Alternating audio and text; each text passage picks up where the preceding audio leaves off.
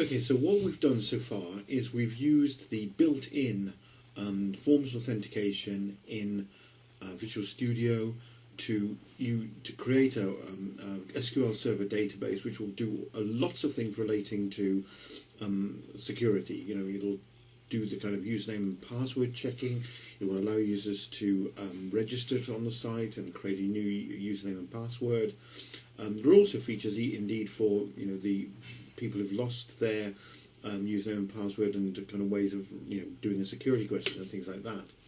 But somehow we need to kind of integrate that kind of database dealing with permissions with the general content of the website, which is contained within our Access database. And probably, a more cleaner solution would put everything into the SQL Server database.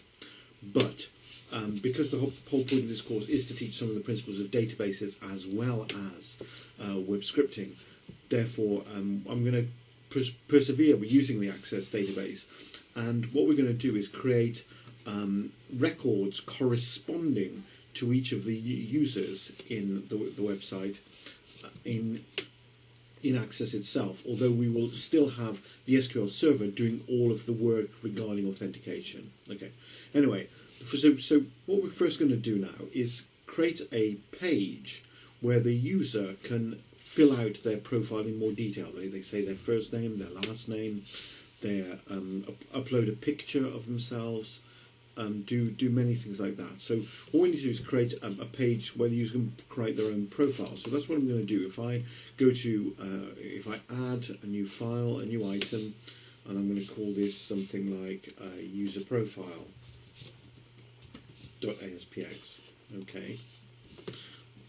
So what we need to do is that the user, and expect the user to want to go to this page, a user profile, immediately after they have signed up.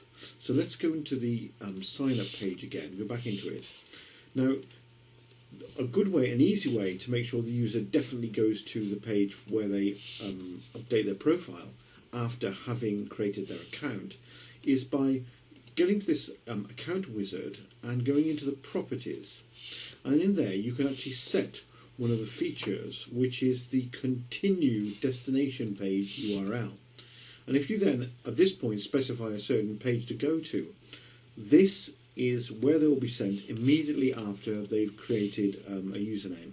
So let's click say that they're going to go to the user profile page as soon as they've created a username. Okay, so that's and then in that user profile page, they can then fill out more details about themselves.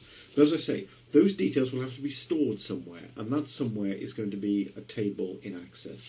So the next thing to do, let's go back into Access, and let's create a table where the users can indeed put more information about themselves. So let's go into Create Table, and we call this table, let's right click on table here, to go to Design Views, it prompts us for a name, let's call it Users. Okay. And in this table, as I say, we need first name and last name, but we need to have the username that that the user has chosen to create, which is currently being stored in SQL Server. So we need to copy that to here. So we'll call the first field username, which is basically the name the system understands the user to have, the name through which they log in, basically. Then we'll type in first name, which will be a text field. Last name, which will also be a text field. We then put in the gender. We could make that something like a binary field, like is male, yes, no, or is female, yes, no. But I think for now we just can make it text and just have the text male or female. Okay.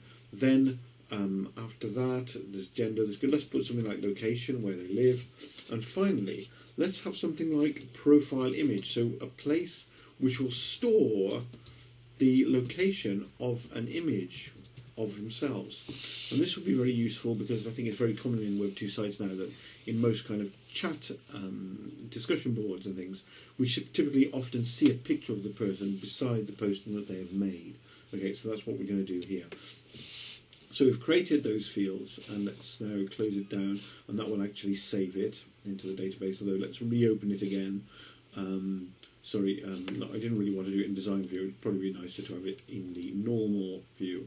And then that'll just help us remember what the names are of all those fields. Okay, so that's where we're going to store the data.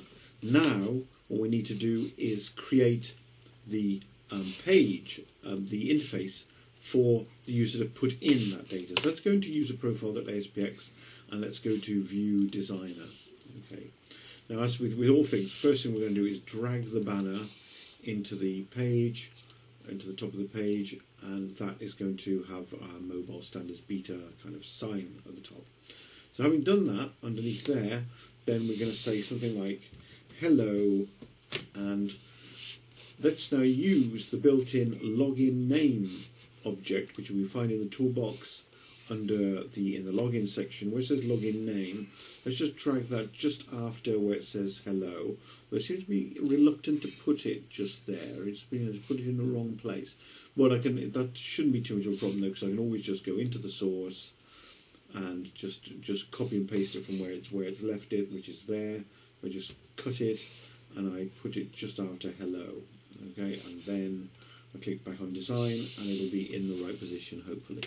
Okay, so this is say hello, and underneath that what we probably need to do then is draw a table in which there'll be a number of text fields and possibly some radio buttons where we can the user can put in things like their username and oh god, this is taking so long. I don't know why it takes so long. Right, okay.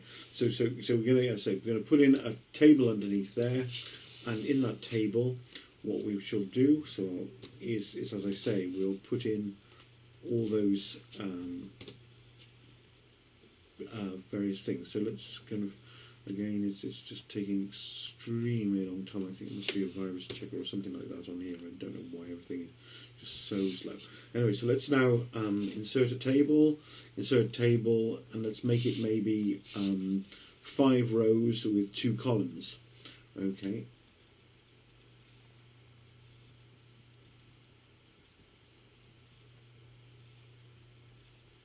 Okay, so here it is. Make it 5 rows, 2 columns. Click OK. Okay. Now then, in here, what we can do is we can drag in something like, for example, the first column will be something like your first name. The second column will be something like last name. The third column, maybe it's going to be gender. The fourth column will be location, and the fifth column will be picture or something like that. So having done all that, let's just drag the divider across again. Now, in the remainder, we can put in some text fields. Drag some text box for covering first name, and another one for the last name.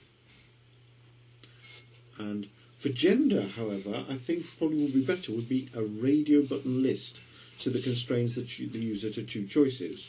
The way you use a radio button, just drag it in place, then click on Edit Items, and here you can add elements. So let's put male, okay, and then we'll do again and say call it female. Got to add the E in both cases. Okay, so now that's done. So I'm going to say add, and that's everything done there. So and there's one empty one. So let's just again choose edit items again, and then the third one let's just remove. Okay, so now we've just got 2. Okay, but as you notice, they've gone vertical, so it's male, female. We can actually change that if we right click on it and choose properties. There's one thing which says repeat direction, and it currently says vertical, and let's make that horizontal. And if we do that, that will mean they will get male and female side by side rather than one on top of the other. Okay, then let's drag in another text box for location. And for picture, however, we're going to put in a file upload object. So let's just drag out that from there and drag it into the table, and underneath that let's add a button. Okay, so then with this, and now what I'm just going to do finally is to rename these text boxes and just in words that can then be more easily remembered. So the first text box we call first name, pardon me, and then we'll add the other names for the other text boxes. Second one is called last name. The radio box list will be called gender. The location text box will be called location. And the upload control, we'll call it something like picture upload. That's probably something quite simple. So. Okay, so that effectively gives us our user interface for the user for putting in extra details about themselves. Next, we need now to write the code which will allow the user to upload that data into the database. Okay, and so let's go on to that next.